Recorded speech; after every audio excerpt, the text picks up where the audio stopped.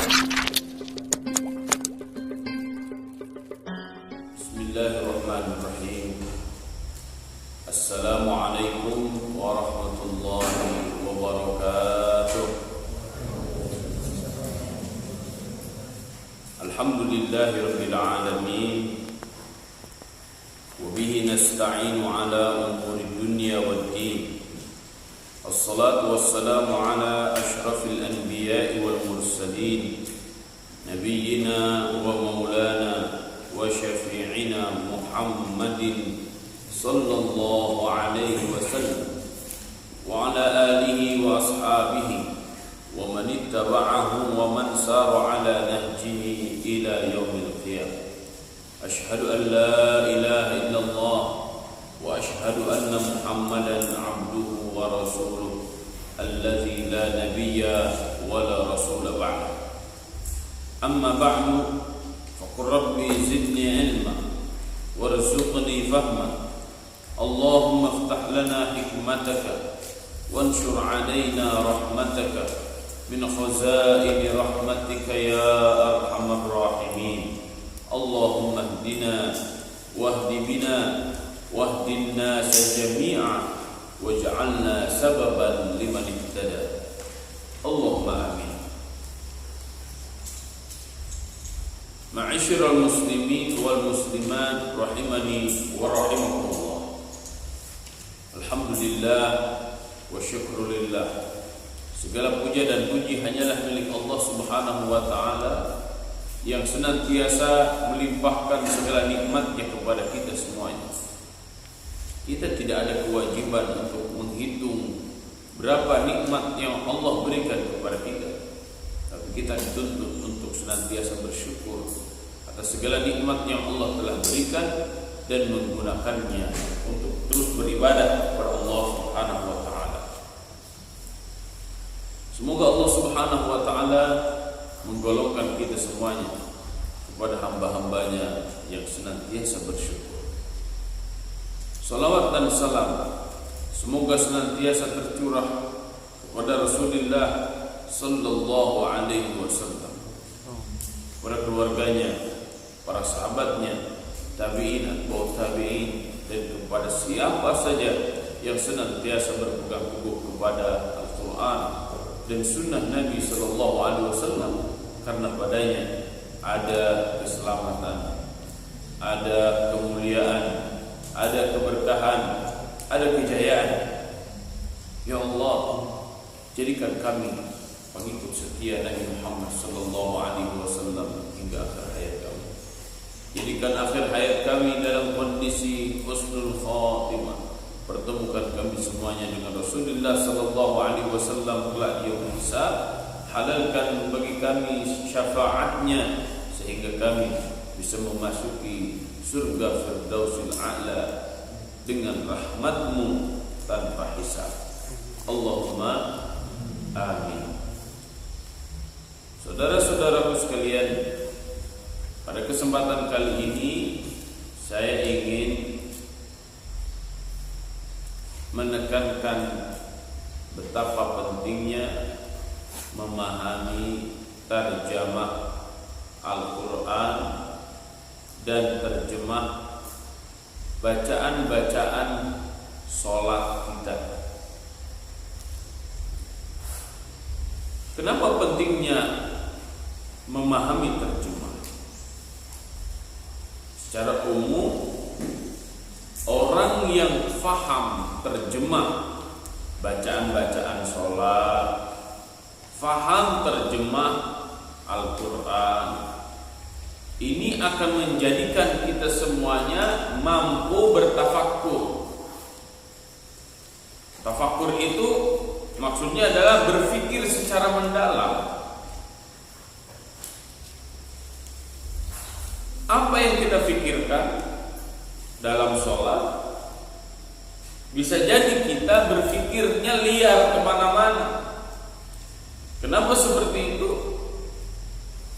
Karena kita tidak tahu, kita tidak paham apa yang sedang kita lakukan dan apa yang sedang kita baca. Sehingga dengan memahami terjemah bacaan-bacaan sholat kita bisa paham, kita bisa mengerti apa sih sebenarnya yang sedang kita baca itu, sehingga pikiran kita tidak liar kemana-mana, tapi pikiran kita fokus dengan apa yang sedang kita baca. Maka di sini kenapa kita harus bisa menerjemahkan bacaan-bacaan sholat? Kenapa kita harus bisa menerjemahkan Al-Quranul Karim? Karena jangan sampai kita seperti burung beo yang membaca bacaan sholat setiap kali kita sholat, atau membaca Al-Quran, akan tetapi kita tidak mengerti apa isi kandungannya. Bagaimana mungkin kita bisa menghayati Al-Quran, bisa menikmati setiap bacaan-bacaan Al-Quran jika kita tidak mengerti terjemahnya? Kita bukan orang Arab, kita bukan orang yang dilahirkan di Arab, kita bukan orang yang tumbuh berkembang besar menjadi dewasa di Arab, bukan. Kita orang-orang Indonesia, kita orang-orang ajam. Tapi jika kita perhatikan para ulama bahasa Arab, Imam Al-Juzani, Imam Al-Asfahani, Ibnu Manzur, dan ulama-ulama yang lain, ternyata mereka di luar Arab. Kenapa mereka menjadi pakar-pakar dalam bahasa Arab? Karena memang niat dan keinginan mereka agar mereka bisa memahami isi kandungan Al-Quran, bisa memahami lafaz-lafaz yang dibaca ketika ibadah, wabil khusus di dalam sholat, sehingga ibadah-ibadah yang diwajibkan oleh Allah Subhanahu wa Ta'ala itu tidak akan pernah menjadi beban, akan tetapi menjadi kebutuhan karena kita faham apa yang kita baca. Nikmat jadinya kita bisa menghayati. Kadang dalam sholat, ketika kita faham apa yang kita baca, kita ingin mencucurkan air mata.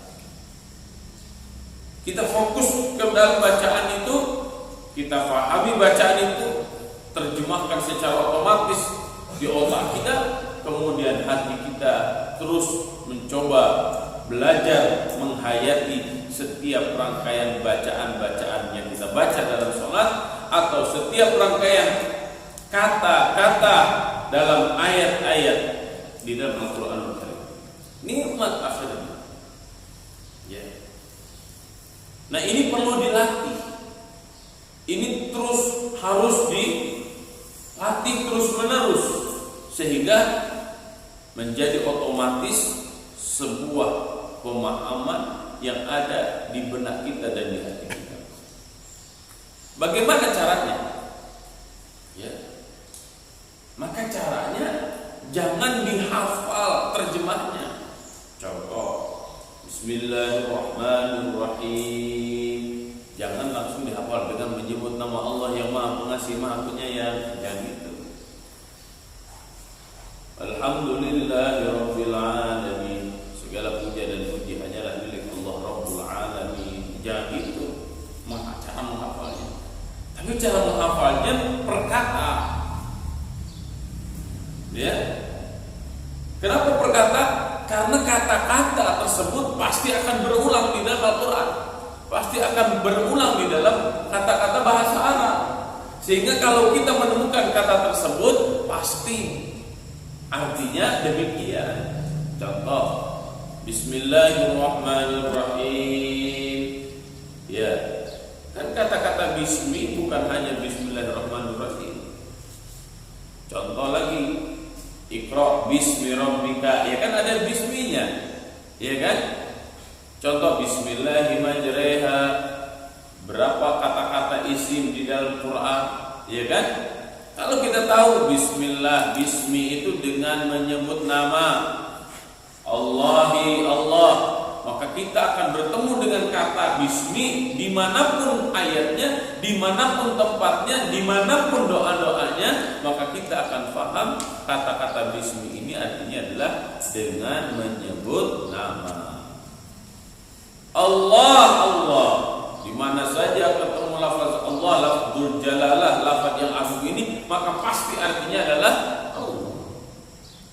Ar-Rahmani, Ar-Rahman yang maha pengasih, Ar-Rahimi yang maha penyayang. Dimanapun kita ketemu kata Ar-Rahman, Ar-Rahim, mau di Al-Quran kah, mau di dalam hadis kah, maka semua kita akan menerjemahkan itu dengan yang maha pengasih, maha penyayang. Ya, alhamdulillah, segala puja dan puji, mau di Al-Fatihah, mau di Al-Baqarah, mau di Al-Imran, mau di manapun tempatnya, ketika kita sudah paham alhamdulillah itu artinya segala puja dan puji, maka kita akan menerjemahkan segala puja dan puji. Lillahi, li bagi Allahi, Allah, lillahi bagi Allah, hanya bagi Allah, dimanapun tempatnya, maka kita akan bisa menerjemahkan itu bagi Allah. Rabb, kita akan terjemahkan Rabb, al-alamin, semesta alam. Jadi kita tahu tuh terjemahannya. Ya. Nah, untuk bisa menerjemahkan itu ada langkah-langkahnya. Pertama, jangan pernah menyepelekan kata-kata di dalam Al-Quran. Huruf, kata, ayat jangan pernah disepelekan. Kenapa? Karena bisa jadi satu huruf, satu kata, satu ayat di dalam Al-Quran, walaupun pendek tapi maknanya sangat luar biasa. Ya, contohnya, a'udzu billahi minasyaitonir rajim. A'udzu billahi, aku berlindung, billahi, bi itu artinya apa? Dengan. Tapi kenapa dalam ta'awudz a'udzu billahi, aku berlindung kepada Allah, bukan dengan Allah? Minasyaitani, dari syaitan, ar-rajimi, yang terkutuk. Kenapa billah di situ diartikannya ke, padahal hurufnya bi? Ya. Oh, ini itu artinya bi dengan, tapi bimakna ke. Oh, gimana itu maksudnya? A'udzu billahi seharusnya diartikan dengan aku berlindung dengan Allah, bukan kepada Allah. Loh, kenapa billahi dengan Allah? Iya, seakan-akan kita dengan Allah itu tidak akan pernah ada jarak, karena kita terus melibatkan Allah, karena kita terus mendekat dengan Allah. Kenapa diartikan kepada Allah di dalam bahasa Indonesia? Seakan-akan menunjukkan, hei manusia, hei orang-orang, hei Uus Mauludin, engkau ini jangan sampai menjauh dari Allah, maka terus mendekat kepada Allah. Nah, gitu. Ini satu huruf. Kenapa tadi jangan pernah sepelekan? Karena bahasa Al-Quran, bahasa Arab kaya dengan makna. Beda dengan bahasa Indonesia, bahasa yang fakir, bahasa yang miskin. Ya. Bahasanya fakir, bahasanya miskin. Oleh karena itu bahasa Indonesia tidak dijadikan bahasa wahyu. Maka jangan pernah menyepelekan. Yang kedua, harus teliti dan jeli. Ya, kita harus membedah huruf per huruf, kata per kata, persegmen huruf demi huruf, kata demi kata. Ya. Yang ketiga, jangan tergesa-gesa. Perlahan, dikit. Ini mufradatnya apa? Ya, satu demi satu mufradatnya kita pahami, kita hafalkan. Karena mufradat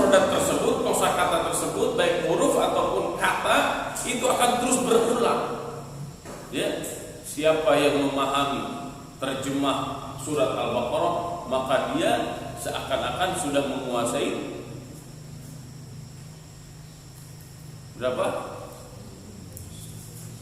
25 juz mufradat di dalam Al-Quran. Dahsyat itu surat Al-Baqarah. Ya. Jangan tergesa-gesa. Pahami di surat Al-Baqarah yang udah dahsyat itu. Ya. Kemudian terus berulang-ulang. Diulang-ulang. Latihan lagi. Ini yang gak nyata terus. Ya. Ini caranya. Diulang lagi mufradatnya. Agar apa? Fungsi pengulangan, fungsi murojaah, agar semakin tahu, agar semakin hafal, agar tidak cepat lupa. Ya. Kenapa surat Al-Fatihah itu terus-menerus diulang-ulang? Bahkan menjadi syarat sahnya sholat. Ya.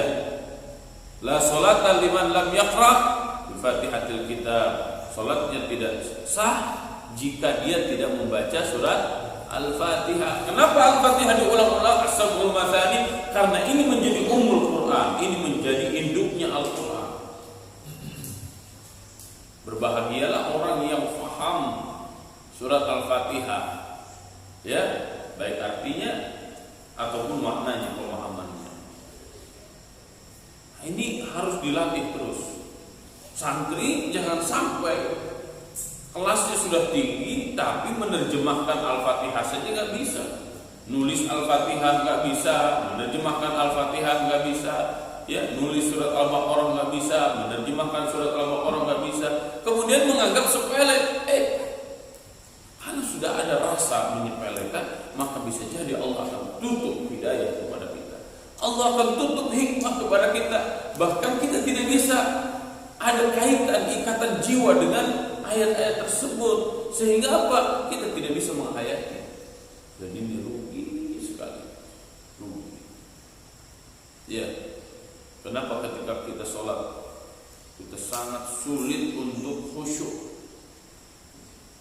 Bagaimana mau khusyuk? Kita tidak mengerti apa yang kita baca, kita tidak paham apa yang kita baca.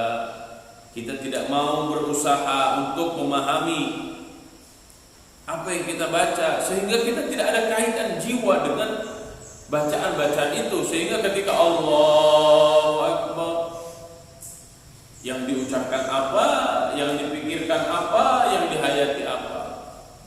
Yuk kita belajar, ya, dengan serius, dengan sabar, istiqomah, agar kita semuanya bisa menerjemahkan Al-Quran, agar kita bisa menerjemahkan bacaan-bacaan sholat, sehingga sholat kita itu bukan lagi merasa beban, tapi menjadi kebutuhan, karena kita paham betul isi dan kandungan bacaan-bacaan yang ada di dalam sholat. Ya, ayo kita belajar menerjemahkan Al-Quran, agar kita nikmat membaca Al-Quran itu, ya. Baca Quran itu menjadi kebutuhan. Kebutuhan apa? Jiwa kita, karena jiwa pun harus disiram, rohani kita harus disiram. Cuma siraman rohani itu beda dengan nyiram tanaman. Kalau tanaman disiramnya dengan air, kalau jiwa kita disiramnya dengan Al-Quran, ya.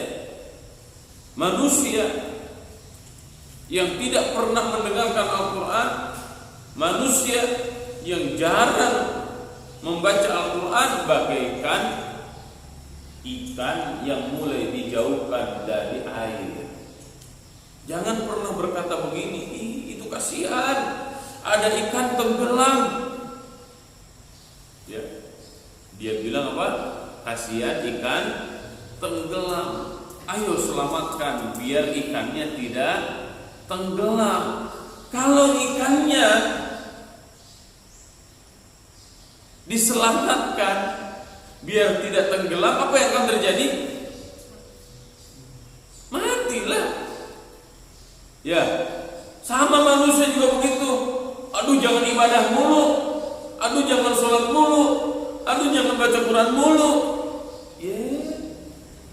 Kalau nggak sholat, kalau nggak baca Quran,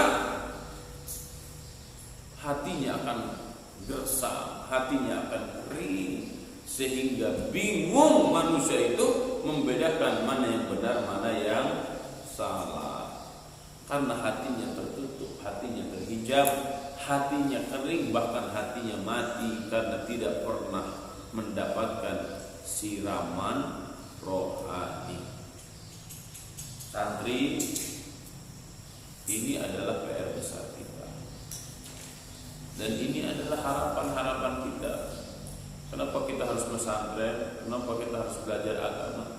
Agar kita paham agama ini sehingga nikmat hidup ini dengan berbekal agama.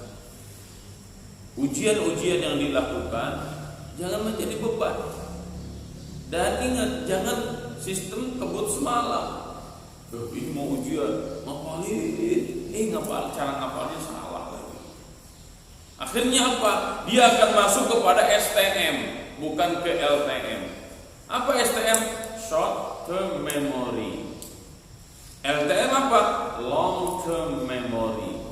Short term memory itu gimana maksudnya? Karena dia menghafalnya hanya karena akan ujian, akhirnya dia kebut semalam.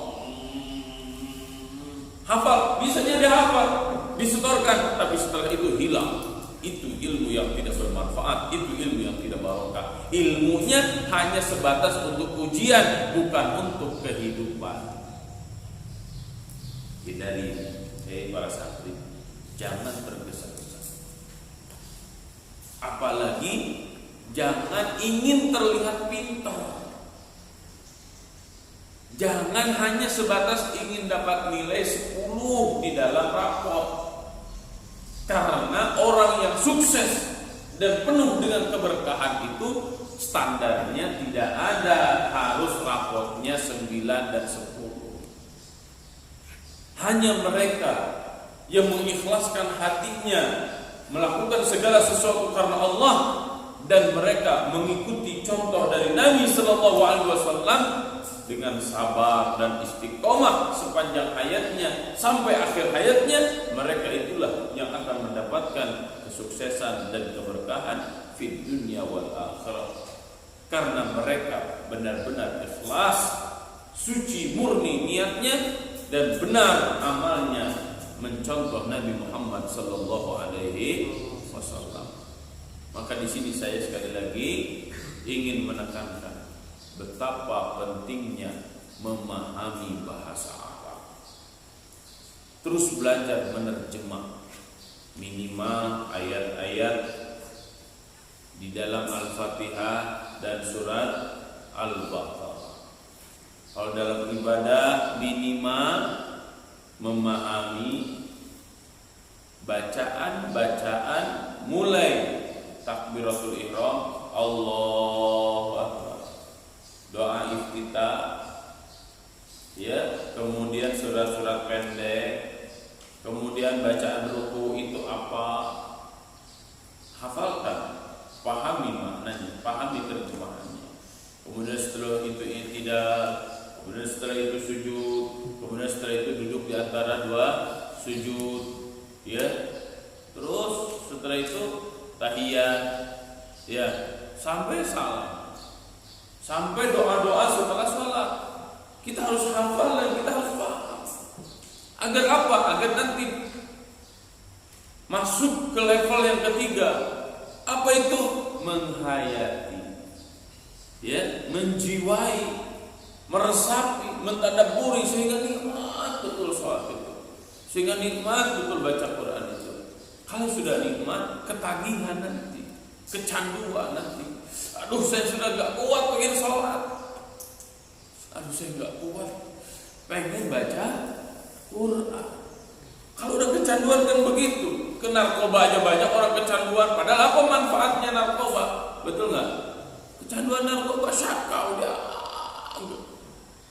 kita. Kau pengen sholat, ya Allah, saya rindu pengen sholat, ya Allah. Ya Allah, saya rindu pengen baca Quran. Itu kalau sudah kayak begitu dahsyat. Ya Allah, saya rindu pengen bertemu dengan Engkau dalam sholat. Ya Allah, saya rindu pengen mendapatkan syafaatul uzma dari Rasul sallallahu alaihi wasallam. Itu level yang sangat tinggi. Kenapa? Karena kita tahu, kita mengerti, kita paham apa yang kita baca, terus kita berlatih diri sehingga menjadi darah dan daging kita, mempengaruhi karakter kita sehingga setiap ibadah-ibadah yang diwajibkan oleh Allah kepada kita sudah tidak lagi menjadi beban, akan tetapi menjadi kebutuhan dalam kehidupan kita semuanya. Demikian yang bisa saya sampaikan. Mudah-mudahan ini menjadi tazkirah, pengingat bagi diri saya, bagi keluarga saya, bagi santri-santri, bagi semua kita, dan secara umum bagi kaum muslimin. Semoga Allah Subhanahu wa taala berikan kefahaman, kesabaran, keistiqomahan, kenikmatan kepada kita semuanya di dalam memahami bahasa Arab, karena bahasa Arab adalah bahasa agama kita.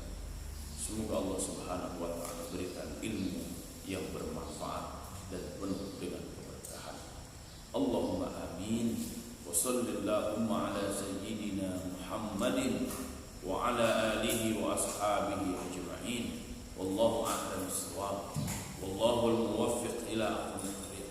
Wallahu ya'khudhu bi aydina ila ma fihi khairun lil Islam wal muslimin. Subhanakallahumma wa bihamdika nashhadu an la ilaha illa anta nastaghfiruka wa natubu ilaik. Wassalamu alaikum warahmatullahi